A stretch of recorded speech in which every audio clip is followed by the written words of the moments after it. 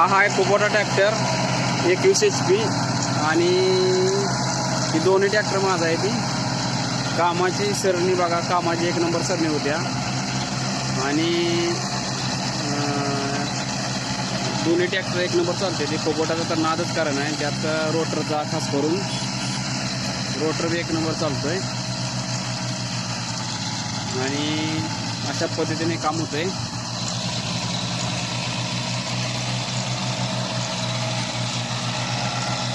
Single मध्येच डबलचं काम होतंय.